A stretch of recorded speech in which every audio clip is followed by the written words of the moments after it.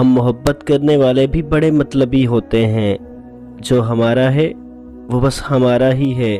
ہم اپنے اور محبوب کے درمیان کسی بھی قسم کی شراکت برداشت نہیں کر سکتے۔ جس محبت میں کھونے کا ڈر نہ ہو وہ محبت سچی نہیں ہوتی۔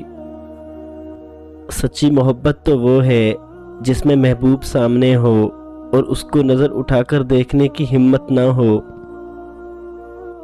بانو قدسیہ کہتی تھیں، اگر مرد آپ سے بار بار معافی مانگ کر آپ کو منا رہا ہے، آپ کے غصے کا برا نہیں منا رہا، تو یقین مانیں آپ بہت خوش نصیب ہیں۔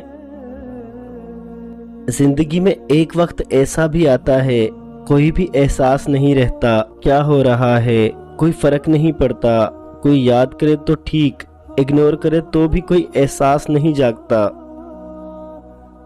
اور یہ کیسی محبت ہوئی جو حلیہ رہن سہن دیکھ کر کرتے ہو۔ جہاں تم لوگوں کی شرطوں پر پورا نہ اتریں وہاں تم لوگوں کی محبت بھی ختم ہو جاتی ہے۔ جو آپ کی خاموشی پڑھ سکے وہی آپ کے لفظوں کا مستحق ہوتا ہے۔ محبت کرنے والوں کی کوئی عزت نفس نہیں ہوتی، انہیں جھکنا بھی پڑتا ہے، گڑ گڑانا بھی پڑتا ہے، ترسنا بھی پڑتا ہے، اور ایسا کرتے ہوئے مر جانا بھی پڑتا ہے۔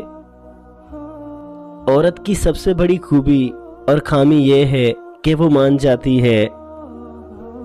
کہتے ہیں کہ جب عورت کسی مرد کے پاس آنا چاہتی ہے تو وہ اپنے آپ کو اس مرد کی پسند میں ڈھالنا شروع کر دیتی ہے۔ زندگی کا مزہ تو تب ہے کہ جب آپ اندر سے چکنا چور ہو چکے ہیں، مگر اس بات کا علم سوائے آپ کے اور آپ کے رب کے کسی دوسرے کو نہیں۔ وہ مرد بہت خوش نصیب اور نایاب ہوتے ہیں جن کے کردار کی خوشبو پا کر عورت خود اس سے اظہار محبت کرتی ہے۔